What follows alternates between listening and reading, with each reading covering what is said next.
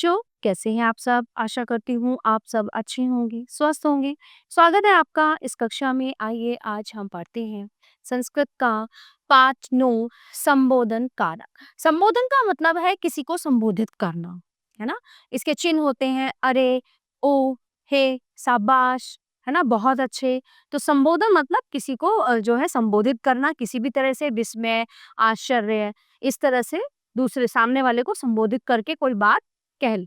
ठीक है, तो प्रस्तुत पाठ में संबोधन कारक तथा लट लकार यानी भविष्य काल का अध्ययन कराया गया है। तो छात्रयोः संवाद यानी कि दो छात्रों के बीच संवाद या वार्तालाप। जय, त्वं श्वः कुत्र गमिष्यसि? तो जय पूछ रहा है किससे? अंकुर से कि तुम कल कहाँ जाओगे? तो अंकुर अहम श्वः ग्रामम गमिष्यामि। तो वो कह रहा है कि कल मैं गांव जाऊंगा। जयः तव ग्राम है कुत्रस्ति? तुम्हारा गांव कहाँ पर है? तो अंकुर बताता है कि मम ग्राम है इतः 14 किलोमीटर दूरम अस्ति। मेरा गांव यहाँ से 14 किलोमीटर दूर है। तस्य नाम रामनगरः ना रामनगरम अस्ति। तो उसका नाम यानी उसके गांव का नाम जो है रामनगर है। जय, भो मित्र त्वं तत्र किम करिष्यसि? कि अरे मित्र, तुम वहां पे क्या करोगे? तो अंकुर बताता है तत्र मम जनकः जननी च वस्तः। वहां पर मेरे माता पिता रहते हैं। अहम तयो विविधेषु कार्येषु सहायताम करिष्यामि। यानी कि मैं उनकी विभिन्न कार्यों में मदद करता हूँ। गांव में जो भी कार्य होते हैं वहां मैं उनकी मदद करूंगा। जय, अधुना तत्र किम कार्यम भवति? तो वहां पर जो है क्या क्या कार्य होते हैं? तो अंकुर बताता है कि अधुना तत्र कृषि कार्य तु न भवति यतः कृषि कार्यस्य समः न अस्ति। तो वो कह रहा है कि अभी तो वहां पर खेती का काम नहीं हो रहा है क्योंकि ये खेती के कार्य का समय नहीं है या फसल का समय नहीं है। वर्षा ऋतु कृषि कार्य भविष्यति।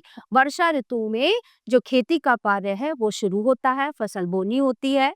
तदा क्षेत्रेषु अन्नानाम बीजानि वपन्यामः। इसके बाद हम खेत में जो है गेहूं का बीज बोते हैं।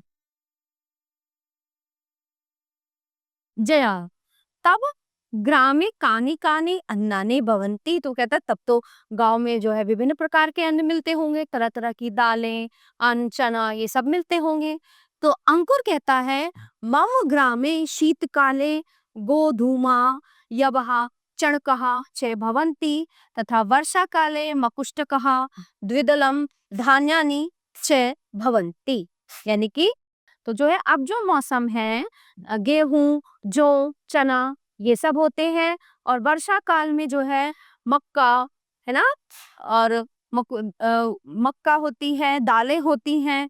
ठीक है, तो ये समय जो है गेहूं, जौ, चने का होता है और उसमें सर्दियों में जो है मक्का और विभिन्न प्रकार की दालें यहाँ पे उपजाऊ होती हैं। जया, हे मित्र, अहम अपि कदाचित त्वया सह तत्र गमिष्यामि। कि हे मित्र, मैं भी कभी तुम्हारे साथ गांव जाऊंगा। तो अंकुर कहता है हे मित्र, अवश्यम अहम त्वां नेष्यामि। तो वो कहता है अरे मित्र, जरूर मैं तुम्हें अवश्य लेके जाऊंगा। जया, शुभम ते भवतु।